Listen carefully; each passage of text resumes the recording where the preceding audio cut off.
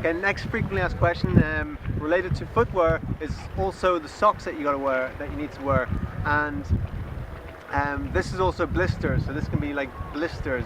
A question asked about how to treat blisters and things, and what socks you wear creates a big impact. There was one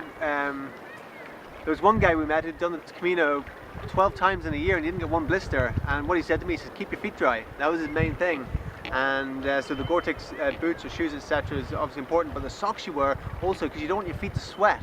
That's another thing. It's not just water getting into your boots, but it's your feet sweating.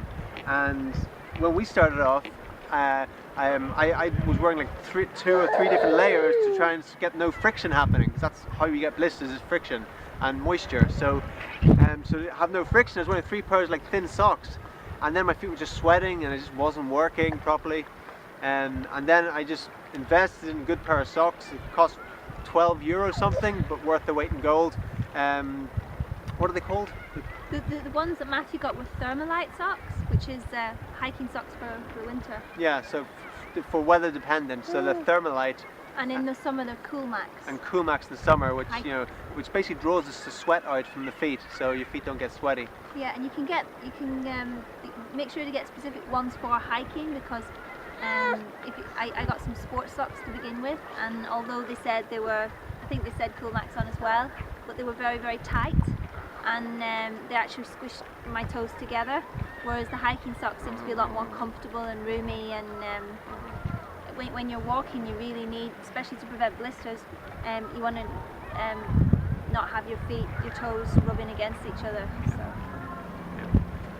So yeah, socks, super important to prevent blisters, and even when you do get blisters, is how to treat them. Some of the ways I treated them was I threaded them. Again, you want to check out the vlogs for that, show you actually threading them. I threaded the blisters, and then that meant that they wouldn't form again while I was walking. It's just kind of a crude way to stop them forming if I wanted to keep walking. I also used some Compeed as well on the blisters, and that helped. So a mixture of threading them, putting Compeed on, and then I also used AMS to combat any infection, and I got that from activatedmineralsolution.com. That's where I get the AMS, and that kills any bacterial or viral infection that you might have.